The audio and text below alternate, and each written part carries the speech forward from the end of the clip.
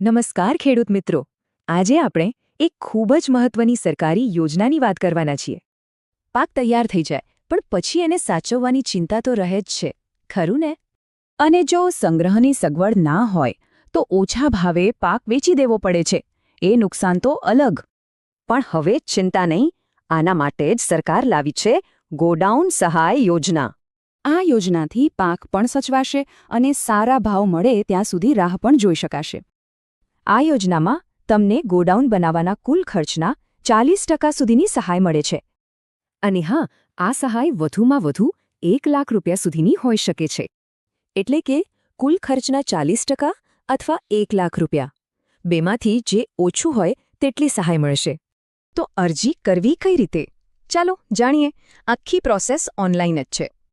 બસ આઈખેડૂત portal પર જઈને આ 5 સહેલા સ્ટેપ્સ ફોલો કરવાના છે. અરજી કરતા પહેલા આ બધા ડોક્યુમેન્ટ્સ તૈયાર રાખજો, જેથી કોઈ મુશ્કેલી ન પડે. હવે અરજી થઈ જાય પછી અમુક નિયમોનું પાલન કરવું બહુ જ જરૂરી છે. સૌથી અગત્યની વાત, જ્યાં સુધી અરજી મંજૂર ન થાય ત્યાં સુધી બાંધકામ બિલકુલ શરૂ ન કરતા. એકવાર મંજૂરી મળે એટલે 60 દિવસમાં કામ શરૂ કરવાનું અને 150 દિવસમાં પૂરું કરવાનું રહેશે. અને હા, ગોડાઉન ઓછામાં ઓછું 330 ચોરસ ફૂટનું તો બનાવવું જ પડશે. સહાય માટે ગોડાઉનનું બાંધકામ આ સરકારી માપદંડો પ્રમાણે જ હોવું જોઈએ, એ ખાસ ધ્યાન રાખજો. એક વાત ખાસ ધ્યાનમાં રાખજો કે આ સહાય કોઈ પણ ખેડૂતને જીવનમાં એક જ વાર મળે છે. તો કોણ અરજી કરી શકે? ચાલો એકદમ ટૂંકમાં સમજી લઈએ.